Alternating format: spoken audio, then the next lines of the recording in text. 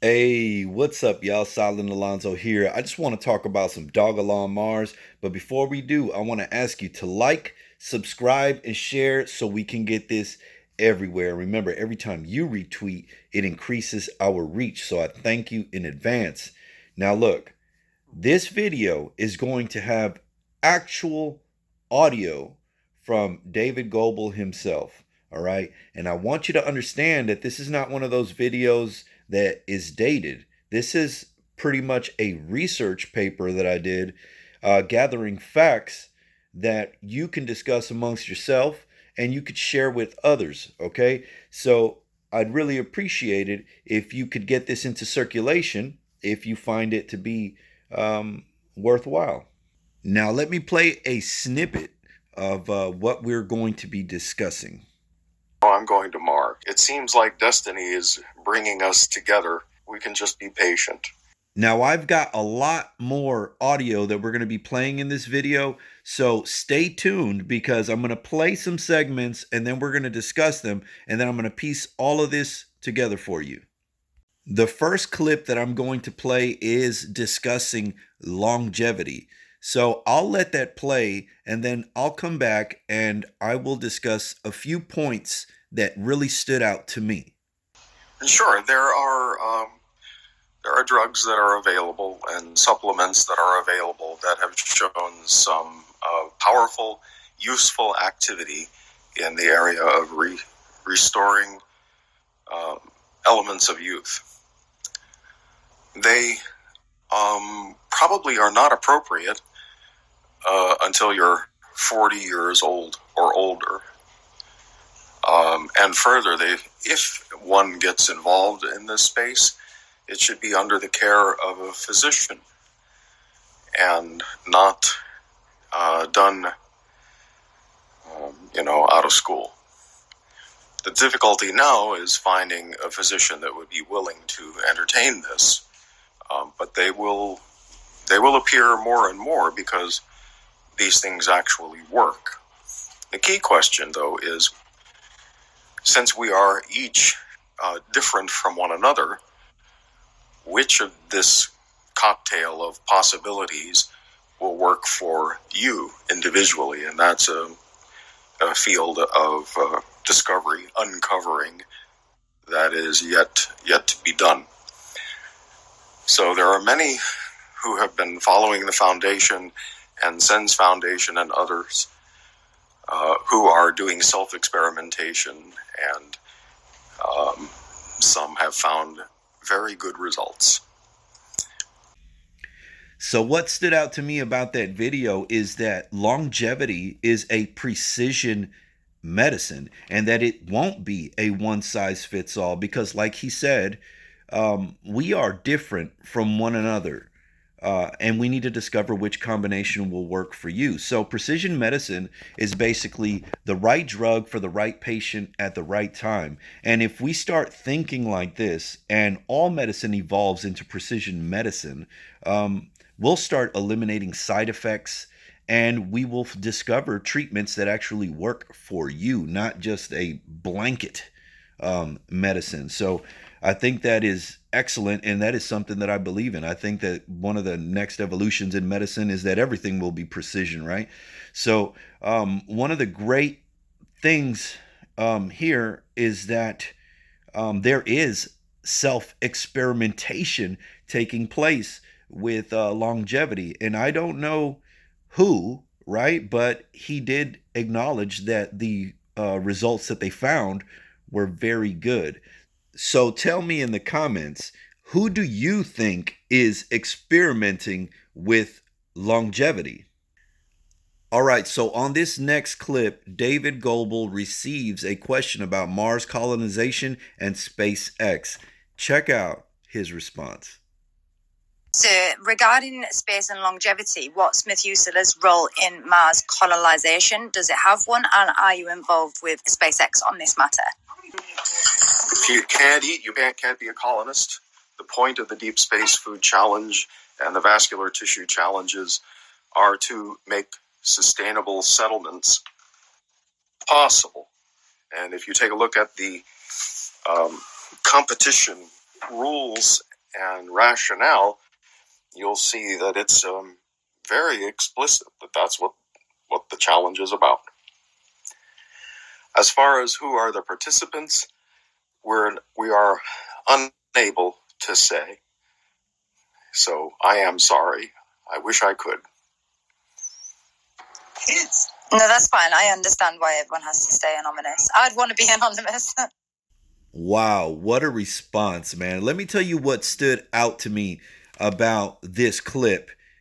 It's basically when he said, if you can't eat, you can't be a colonist. And I need you to keep that in mind as we proceed, because we are involved with the Deep Space Food Challenge and the Vascular Tissue Challenge, which make settlements possible on Mars. Now, part of the question he was asked is, who are the participants?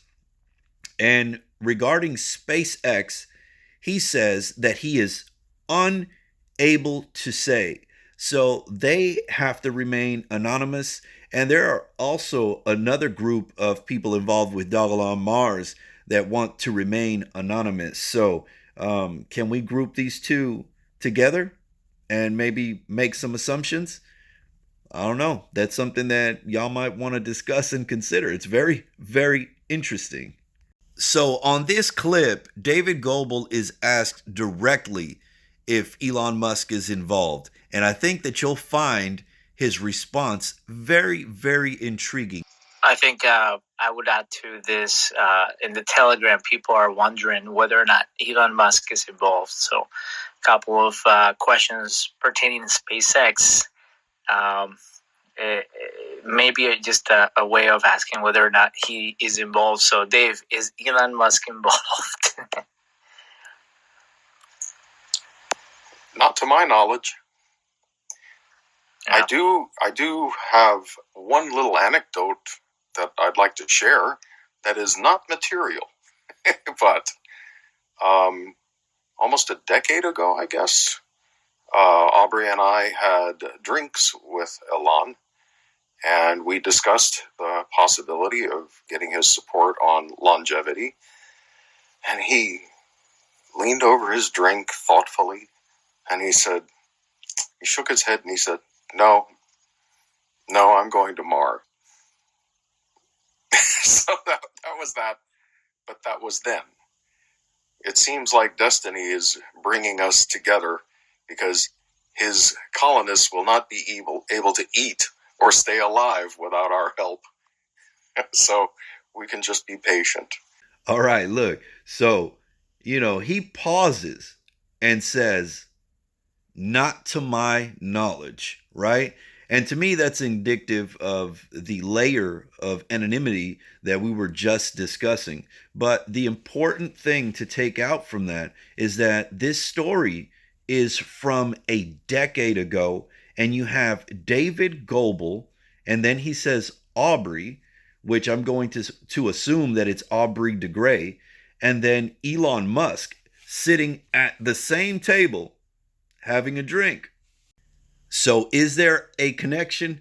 Absolutely. But let's go into each of these three individuals so we could see what they are about. Now, David Goebel is a philanthropist, entrepreneur, inventor, and a futurist. He is the co-founder and CEO of the Methuselah Foundation, and he is also the CEO of the Methuselah Fund. He is also one of the first to publicly advance the idea of longevity escape velocity even before the term was formulated. Now, you can search David Goebel and the Deep Space Food Challenge, and it'll lead you to the deepspacefoodchallenge.org. And on there is an article that is titled International Coordination Between NASA and CSA Administered by the Methuselah Foundation. And the Methuselah Foundation is the biggest holder of Dogelon Mars. Now on to Aubrey de Grey.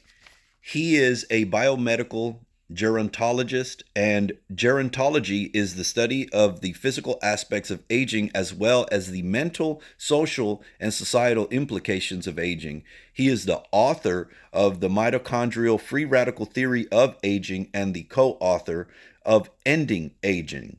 And he also made an appearance on the Joe Rogan Experience, and I listened to a few clips there. So if you want to check them out there, you can find out a lot. And finally, sitting at the table, we have Elon Musk, which is the founder, CEO, and chief engineer at SpaceX. And one of their goals is making humanity multi-planetary. Wow, to be a fly on that wall. What I find super intriguing and interesting about this clip is that they tried to get Elon Musk support on longevity long ago. And he basically said, no, I'm going to Mars. That is his goal. That is what he's going to focus his energy on. And then David Gold says, that was then. It seems like destiny is bringing us together. And why? Because his colonists will not be able to eat or stay alive without our help. So we can just be patient. Now, that tells me that all of these three people that were there now in this current moment have a common goal, and that is to get to Mars, right? You need these technologies in order to get there, these scientific advancements. You need them to get there. And guess what? Dogelon Mars also aspires to be an interplanetary currency. And not only is it part of the Methuselah Foundation, they have also funded the Deep Space Food Challenge, right? They're involved with longevity, right? And then you have Elon Musk trying to make humanity a multi-planetary species.